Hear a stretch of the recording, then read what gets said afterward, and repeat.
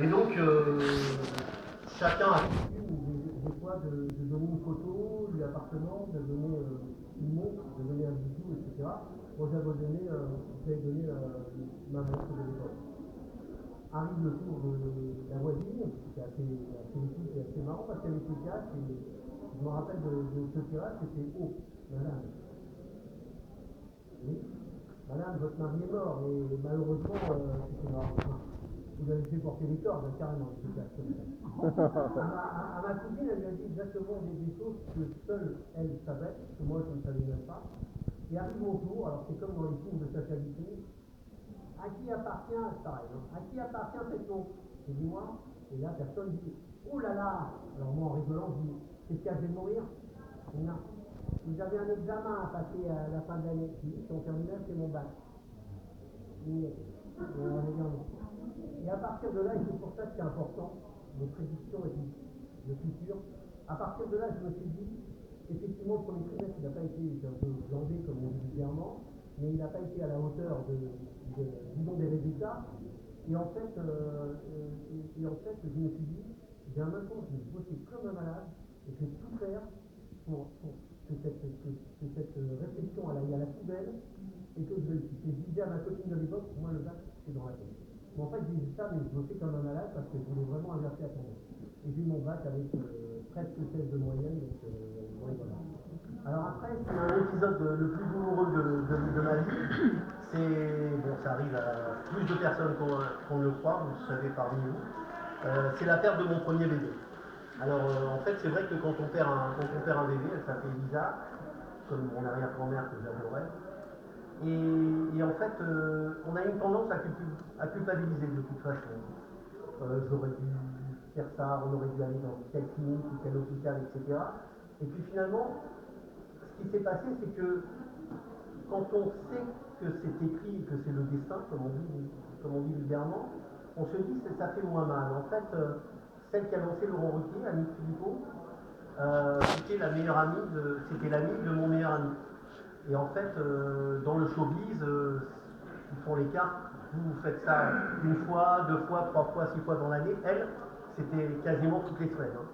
Et donc, à partir de là, disons que elle venait et à chaque fois c'était oh là là, il y a une grossesse qui se passe mal. Ma mère un jour est allée dans un salon comme ça, elle n'est pas très concernée par la voyance, mais quelqu'un lui a dit oh là, dans la couche, oh là là, je vois une grossesse qui est à côté de vous et qui se passe très mal. Et puis troisièmement, c'était quelqu'un d'autre, c'était une gitane que connaissait un ami qui a dit la même chose. Donc finalement, je me suis dit, quelque part, c'était moins douloureux parce que c'était le destin. C'est pour ça que disons, il faut faire la part des choses dans le divinatoire. J'ai attendu un petit peu, mais j'ai pas pu attendre autre chose. Il faut faire la part dans le divinatoire entre le libre arbitre et le destin. Alors, ce que l'on va faire, je vais vous parler de quelque chose, monsieur fait. D'après vous, d'où vient le tarot? De quel pays et de quel continent éventuellement? Est-ce que vous le savez? Bravo. Ça veut dire tarot, ça veut dire voix royale. Et c'est pour ça que si vous avez l'occasion tout à l'heure ou demain de faire un tirage avec moi, je commence toujours par, comme Yoko j'ai fait ce matin, par le tirage, ce qu'on appelle le tirage en pyramide. C'est-à-dire 4 rangées, 4, 3, 2 et 1. Ensuite, on va être un petit peu plus précis dans ce qu'on appelle le tarot, c'est ce que j'appelle le tarot directif, ce que d'autres, comme Colette Sylvestre, que j'adore, appellent le tirage en ligne. C'est-à-dire la première carte étant vous, la deuxième, la vibration actuelle, la troisième, la troisième et la quatrième étant la plus importante, la troisième, ce qu'il faut faire, la quatrième, ce qu'il ne faut pas faire, et la finalité. Alors j'ai pris quelques petites notes comme ça, j'ai pas fait vraiment un gros travail d'écriture. Pourquoi voit-on un voyant en général non-voyant? Et en fait, en général, dans 80-94%, on voit un voyant ou une voyante, ou un tarologue ou un médium, quand on est assez mal. on a envie de certitude un petit peu positive. Je ne sais pas si c'est un petit peu le cas, mais pas en général. Hein. Voilà. Et moi, tiens, je vais vous poser une devinette, hein, c'est pas moi qui le dis, on associe le terme voyant à un autre terme, lequel? Non. Voyant, quand. Non. C'est plus loin. Bravo. On associe le terme voyant à charlatan, c'est vrai. Et c'est pour ça qu'en fait, il y a beaucoup de charlatans. Et ce que j'ai comme conseil à vous donner, c'est qu'en fait, je ne vais pas critiquer les émissions télé et autres, etc. Quand vous allez voir quelqu'un sur le plan personnel et professionnel, et il y a 3-4 personnes là qui se des tarots, ne dites rien. Vous mélangez les cartes en disant que c'est personnel, vous mélangez les cartes en disant que c'est professionnel. Mais ne dites rien parce que très souvent, la réponse, elle est un peu dans la question. Voilà. Et une femme vient voir un voyant, très apprêtée, machin et tout. Bonjour, j'aimerais savoir si mon mari va rester avec moi. Alors là, regardez, on a l'assurance et tout. Le voyant, il est assuré, etc. Le voyant, il va avoir une réponse positive en général. Mais si la personne revient comme ça en disant j'aimerais savoir si je vais rester avec mon mari, là on aura tendance à dire non, voilà, par une confiance. C'est clair et net. Voilà. Alors pour moi, le rôle d'un voyant, c'est pas seulement de lire les cartes. Le rôle d'un médium, c'est pas seulement de lire tout ça, c'est de conseiller. Pour moi, la voyance, pour moi, l'art divinatoire, c'est quoi? C'est un verre plein, un verre vide d'un côté et un verre plein de l'autre. Et tout faire pour axer mon consultant ou ma consultante vers le verre plein. C'est très très important. Voilà. Pour moi c'est un rôle aussi de confident, évidemment. Il y a évidemment une clause de confidentialité, c'est clair. Même si mon ami me dit tiens, j'ai une voisine à qui tu vas faire la voyance, il est certain que je ne vais rien dévoiler, c'est normal. Voilà. Et puis le voyant, c'est surtout quelqu'un à qui on peut se confier. Je n'allais pas dire psychologue, mais un petit peu quand même quelqu'un. Des fois, c'est vrai que je me dis, écoutez, ce n'est pas le voyant qui parle, ce n'est pas le médium, c'est simplement l'homme.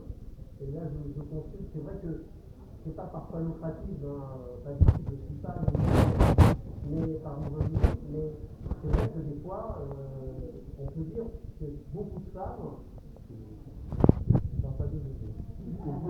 beaucoup de femmes ont une certaine dose de masochisme assez poussée. C'est vrai que quelque part, puisque c'est une clientèle exclusivement féminine, quelque part on a vraiment, j'ai vraiment envie de les aider. Voilà. Alors maintenant on sera donc, puisqu'il y a beaucoup de monde, on va commencer, voilà. J'ai pris 5 cartes non au hasard pour vous montrer la différence peut-être entre ma façon personnelle, je n'en sais pas, ça va, ma façon personnelle de tirer le tarot et ce que vous apprenez dans les livres bouquins et expliqués.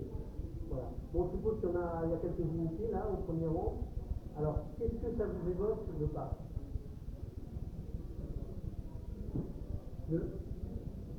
Alors, effectivement, dans les livres, on va dire le pape, c'est le personnage religieux, c'est la sagesse, il est même entouré d'enfants, c'est pas d'autre chose que de ça.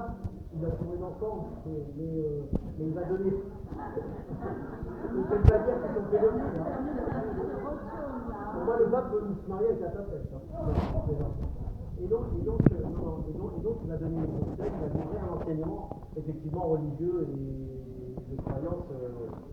Eh bien, le pape, finalement, sur le plan personnel, il faut savoir, et vous pouvez prendre des notes, sur le plan personnel, le pape, c'est pas seulement l'empereur et l'impératrice, c'est une union.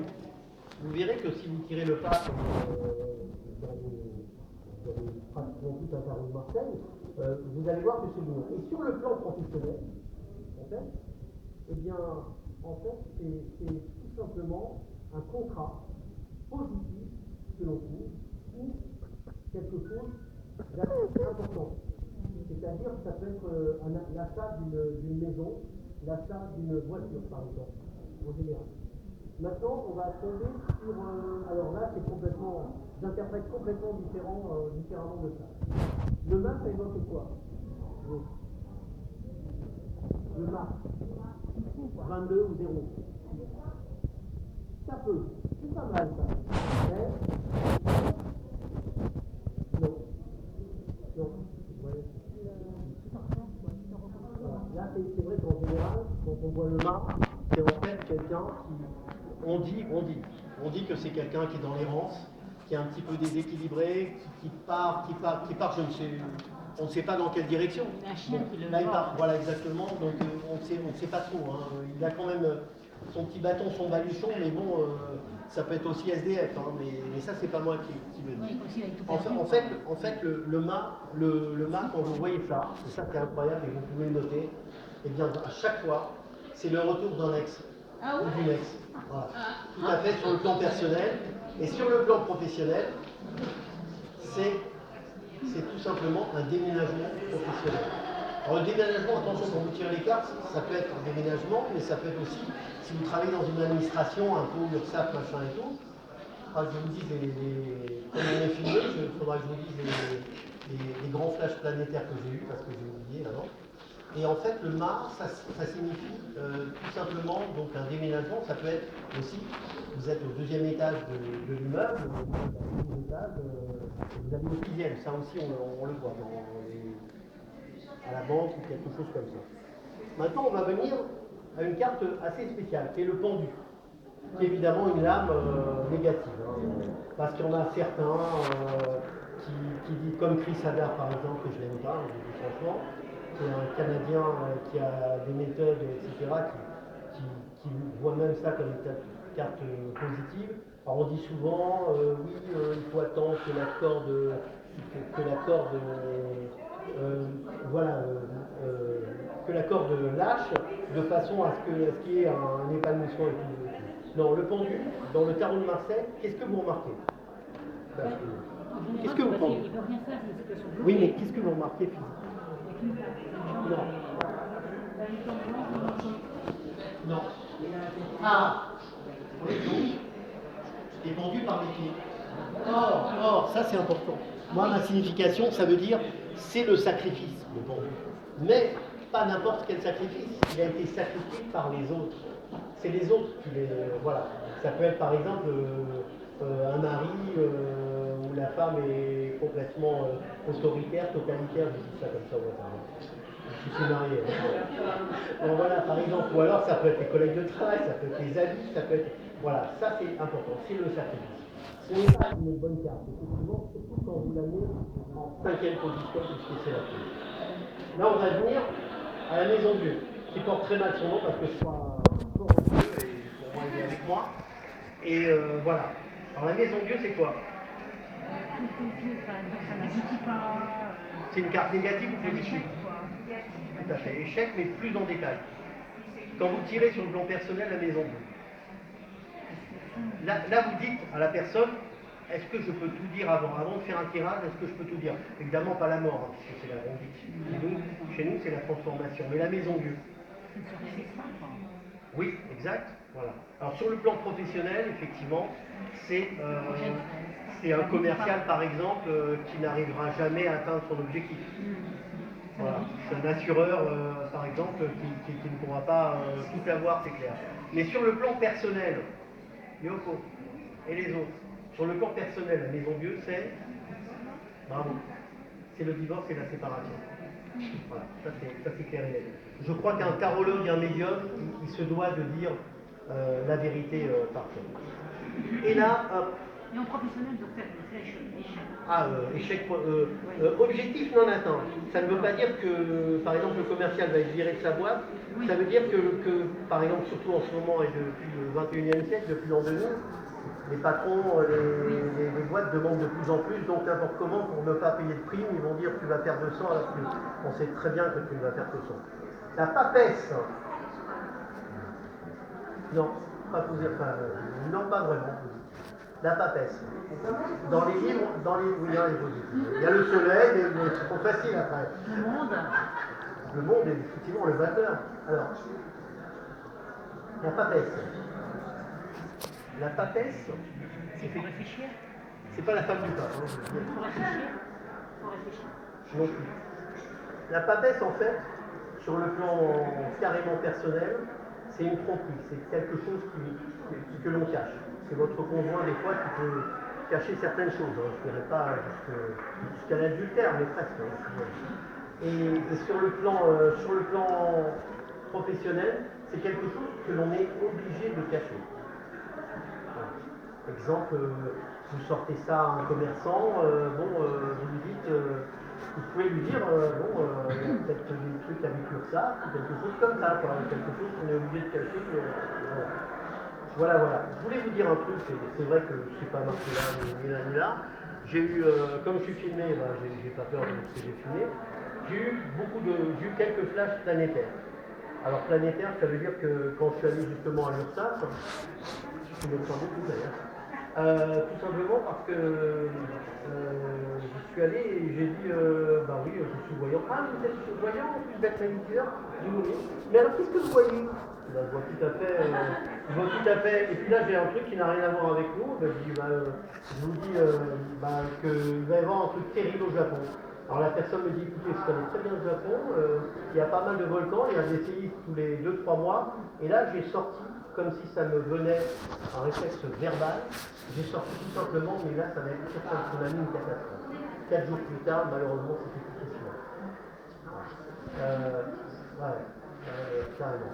Et il y a aussi, ce monsieur s'appelle Super, quelqu'un m'a dit, tiens, tu vois des fois des flashs et tout, je dis, ça n'a rien à voir avec nous, mais je vois par exemple l'arrestation de Ben Laden. Voilà, 3 jours après, c'était aussi ça. Et puis des flashs comme ça, on en a eu, et je suis sûr que parmi vous, vous avez eu aussi quelques rêves prémonitoires qui vous ont un petit peu glacé. Alors au niveau de la médiumnité, et au niveau de la voyance, il faut savoir que tout le monde a un potentiel, c'est comme en magnétisme, parce que je suis à l'origine magnétiseur. On a tous un potentiel, et à force en fait de tirer les cartes, à force d'utiliser le tarot, c'est comme un ballon, c'est comme Zinedine Zidane, là au départ il faisait 2-3 jongles, et après il en faisait 20, 100, 50, 100, et après il a été champion du monde. Voilà. C'est-à-dire qu'à force c'est en tarotant qu'on devient tarologue, etc. Alors j'aimerais savoir s'il y a des gens qui veulent des tirages. Voilà. Allez, venez.